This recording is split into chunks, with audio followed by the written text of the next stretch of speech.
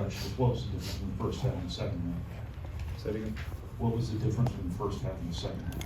Yeah, we had a good start to the first half. I've been picking up some fouls, guys getting in foul trouble, but we just didn't start off good in the second half. Had a couple turnovers, but missed a few shots. But ultimately, I think it was our defense. Just let them score easy buckets and get out and do what they want to do. Trey, kind of along the same lines, just you guys have not really let teams go off on runs like what Ohio State was able to do tonight. What do you think was the biggest factor in why they were able to get on those extended runs? I think we fouled them really early, and then that kind of got their heads up. And then going to the second half, and they're a good one-on-one team, and they hit some shots. But the thing about defense is when you get a couple kills and defensively you're in a groove, they don't make those tough step backs or one-on-one plays as much. So I think it's just we let them get their heads up.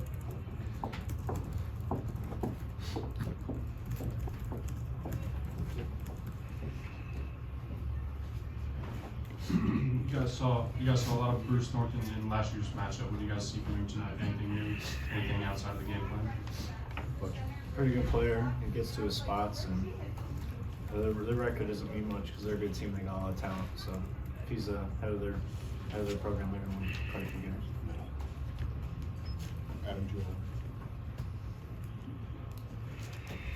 Trey, going up against Ohio State's front court, what did you see preparing for them on film, and how did it match up with the different bodies that they threw at you?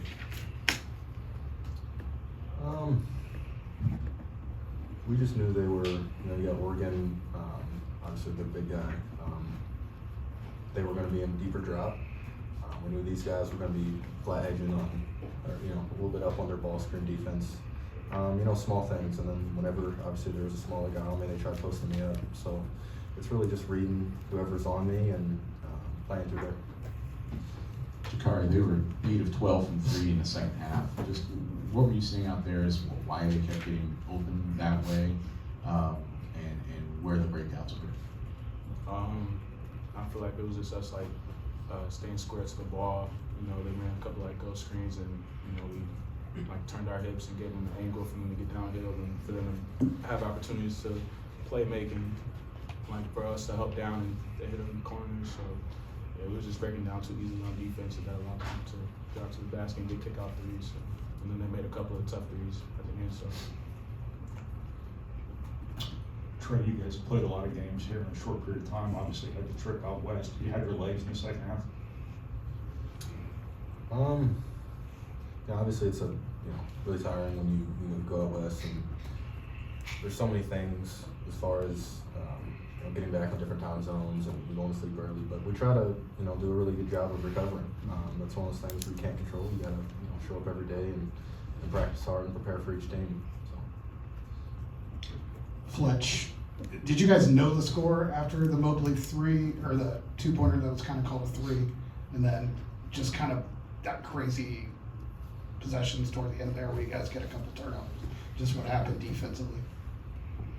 Yeah, they messed it up. It went to 4 when it should have been 3. Then they put it to 2. So when I checked back in, I knew it was wrong. I said something to them.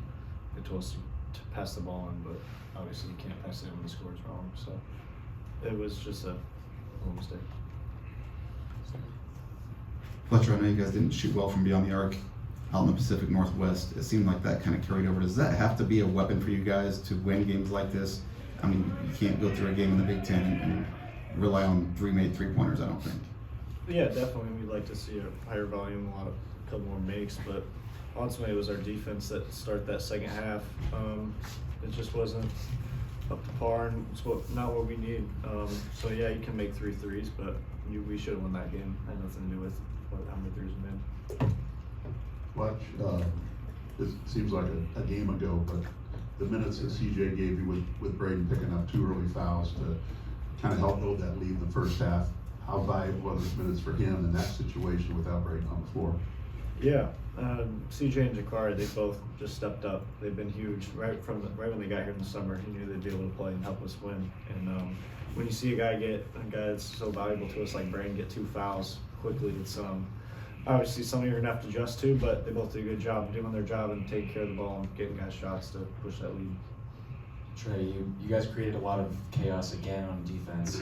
But so did a lot of things change in this game, or was it just the shot making primarily? Yeah, it's just every team's different.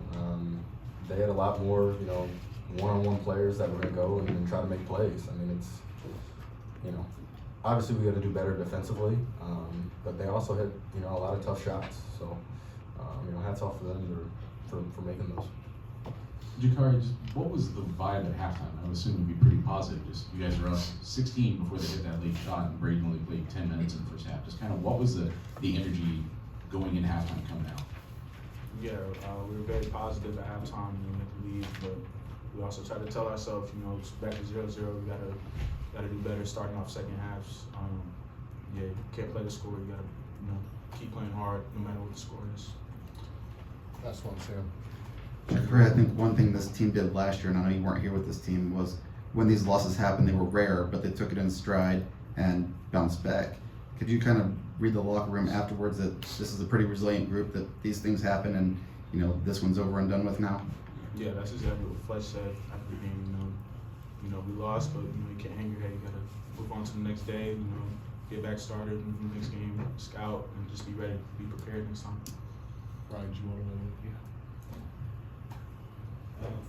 For Gicarri, seems like teams that play for isolations have kind of played into what you guys do defensively from a help perspective. Why was the second half different? Were they doing anything offensively to move your help around or anything like that? I think I did a bad job just getting around screens today. You know, I was holding screens, which slowed me down. You know, I just got to be better at that, and that kind of opened things up for them. They were starting to get downhill more and be able to play make. So I just got to do a better job about that. So yeah, that's pretty much how they were getting most of their threes and then a couple of tough ones too. Thank you, guys.